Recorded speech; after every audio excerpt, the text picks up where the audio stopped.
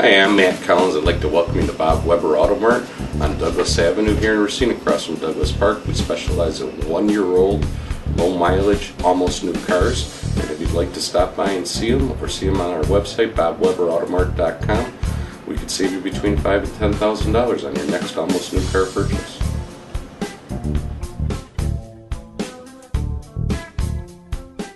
Hello, how you doing? I'm Chef Manny from Olde Madrid at 418 6th Street. We're going to introduce some of our tapas here today. Here on this plate we have the spinach empanadas that consist of 3 cheese, spinach, and a 3 cheese sauce.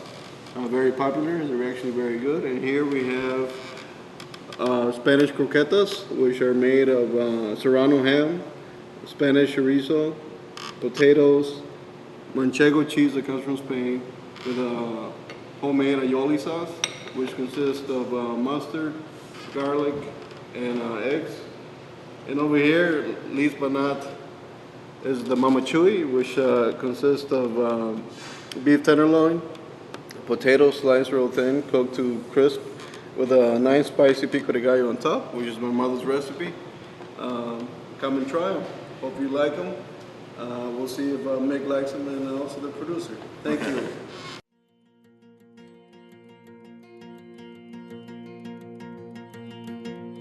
I'm Michael Burke, and this is Money Talks.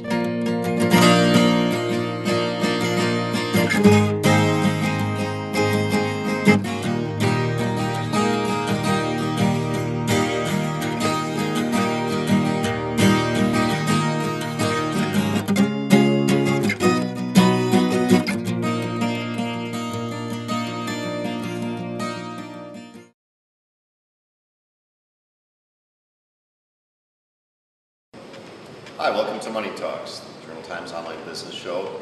We are at Olde Madrid today with Manny and Natalie Salinas, the owner-operators. And Olde Madrid, for those who don't know, is a tapas restaurant in downtown Racine, 418 6th Street.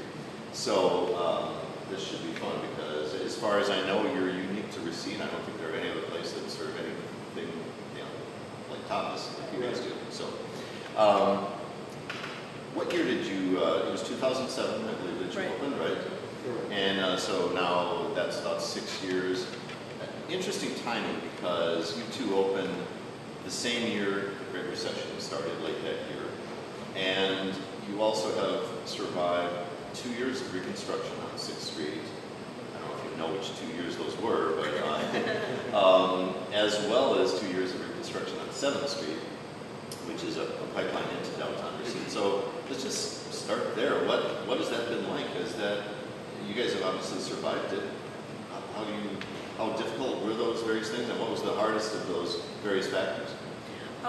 It was hard in the beginning, but I think Manny and I always talk about this, that we had such good loyal customers that really, we had people, climbing over the barrels and through potholes to get here. And Third outside, right outside. We all got out to the city of Racine that took us under their wing.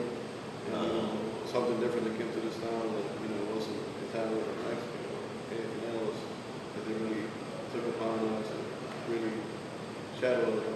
So would you say the reconstruction was the toughest, or the recession? The construction. Yeah, definitely.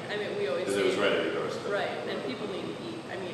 Business is tough, but for us, we're blessed to have a business where it's, people still want to eat. Yeah. It just depends how much you're going to spend, but the construction definitely was the hardest, just because, if you have a choice to go somewhere where, you don't have to go over an obstacle to come or park in their parking lot, some people are going to choose one or the other.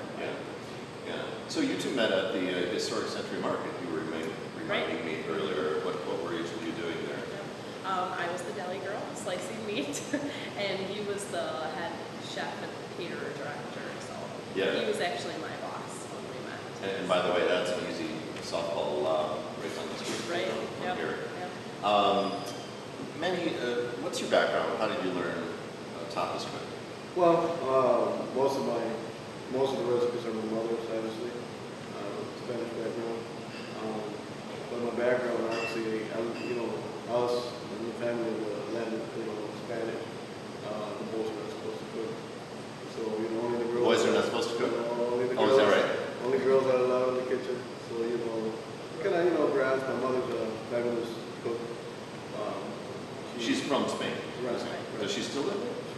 She lives in Racine now. Oh, okay. Yeah. You know, I took a little bit here and there, but.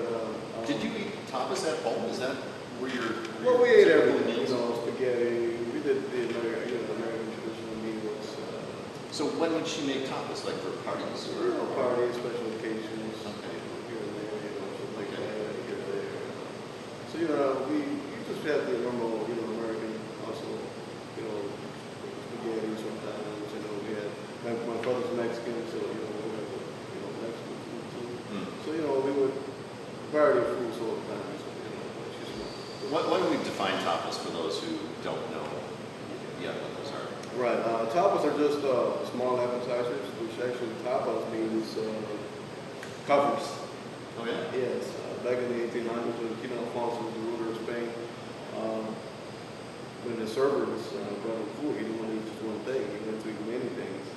So, you know, when the servers brought him, you know, they brought him 8 dishes, 8 small dishes, so he could try out 8 different types of dishes. But at the time, the flies were in that situation, you know, the ugly under refrigeration and so on. Yeah. So, you know, the flies would go into the wine. So, you know, Alfonso didn't like that. So, you know, he sacrificed the tapa to put it on top of the wine. So, a plate, he would cover the wine with the plate. So, tapa means cover. Oh, oh. Tapas means cover. So, he didn't want the flies to go into this wine. So, that's how the whole thing started. Wow. So, And we always laugh that, but it doesn't matter if the fly went on their food, you know, because if it's on top, but he didn't want wine's the more flies to go in important the wine. apparently. So maybe it was a great wine, you don't know, but that's what it is. Tapas is just means small portion. Yeah. And it actually works better when you have, you know, 3 or 4 people that order 2 different tapas each, and then you kind of share and combine the flavors. And Yeah. sometimes when you combine this to that, it becomes an actually better meal, combining the flavors. Mhm. So, Yeah. We'll get back to the food, of course, but this place is great looking. And Natalie, you did the decor, right? Right. What was your? Did you have a background in it, or did you just have an eye for it? I guess you could say I just have an eye for it, because I originally did want to be an interior designer, but I obviously went this route, you know, being helping out with the business, but I just like decorating, and I like making something that's cozy for people, and a lot of folks who come in say like, oh, I want to paint my kitchen this color, you know, Yeah, it's I a love this nice, color. it's Yeah. cozy, and you know, it was a lot of fun decorating. Were you disappointed that it's done now? You can't do it over again. Kind of. Gotta But figure then that. again, we always say if we expand, I have a whole collection of things that I'm going to use that I'm kind of saving, and then we do that someday. Hey, you think expansion is in the cards?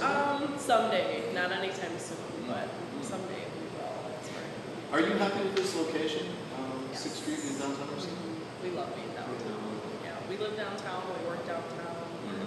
Happy to we be actually here. love the building. So, you know, Oh, you love the building? Yeah. Okay. So we invested in our heart was received. Yeah. And that's been with us for so long. And we appreciate that.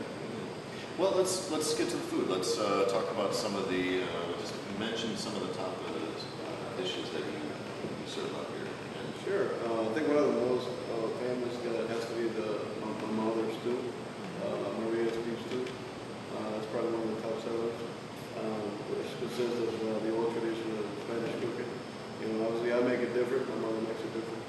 But you know, it's just taking rustic potatoes, or what you have in the kitchen, a little onion, maybe some, you know, mushrooms, and you know, just cooking that all day. But obviously here we cook it to order. So I kind of changed the recipe a little bit, but it's still probably one of the most famous dishes that people like. We also have a mama chugu steak, which is my mother's steak. It's just simple Spanish olive oil, garlic, little salt, and just cutting up real thin slices of potatoes, going on top with a nice spicy pico de gallo, you would say. Right on top, very simple. A little lemon, a little salt, very simple dish. It's probably one of the famous, and also my mother's garlic strip. You know, So top seller, Top seller, garlic chili shrimp. very simple. You know, olive oil again, garlic, saute them, about, you know, a little more than a minute. You don't overcook it. It's probably one of the most famous dishes, and of course, you can't forget the gumbo. Yes. You know, it's not Spanish, but you know, we seasonings, and the Spanish rice, and, The Spanish one? rice, the Oh, okay. saffron rice, and the Spanish chorizo, and so we made that up. And it's totally different than your New Orleans gumbo, but it's definitely has a Spanish flair to it, and we kind of made that up. So you know, it's a lot of things that you know. How many different items on here? So far right now we've got about I want to say 65. Yeah. About 65 items. That's including lunch items and paella and so on. So you know we don't want it too big and we don't want it too small. You know, so we still want people to come in here and have the variety of you know, if you're vegetarian, if you're vegan, if you're just a meat and potato guy. So we have for everybody. Yeah, You there's know, something so for everyone. we also got a lot of seafood on the menu. You know, we got fresh salmon, we got mussels, we have calamari, Now, what is like the right amount of food for, let's say, 2 people? How many dishes will 2 people normally order and share, and then they're going to have plenty to eat, but not a ton left over? And what's an ideal number for, say, 3 people or 4 people? Sure. We usually say for 2 people, if you're going to share a tapa or a paella, which is the large, like the country dish, usually say like 2 tapas and then 1 paella. Okay. So you get, you know, the try of the different appetizers. And then it And goes up. roughly what will that cost? I would say maybe 30 for Okay. a couple, yeah, so Okay. 15 each, depends which ones you pick. Mhm.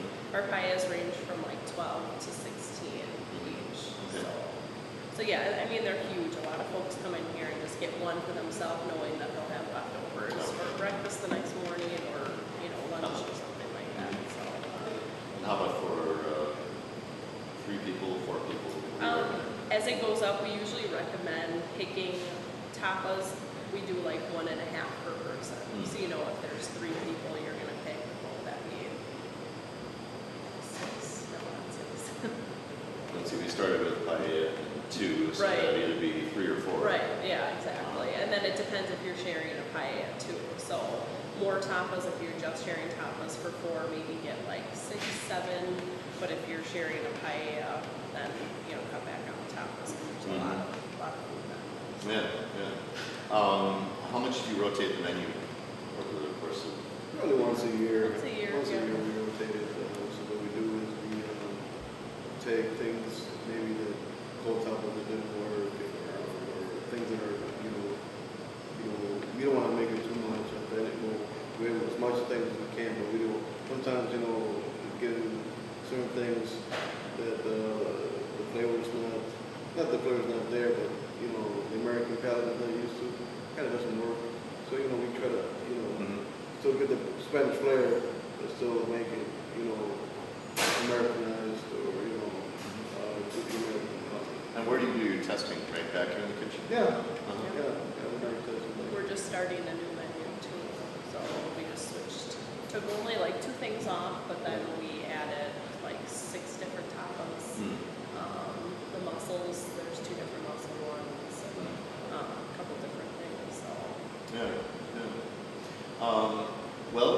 We're going to keep it short and sweet, and hopefully we'll actually be able to show our viewers that Yeah. some examples of some of the food in case they haven't seen it before. So with that, I will thank Manny and Natalie Salinas you. of Olde Madrid, 418 6th Street, for being on the show. You've been watching the Money Talks. Thanks to our producer, Scott Anderson. I'm business reporter Michael Burke. Please remember, Money Talks.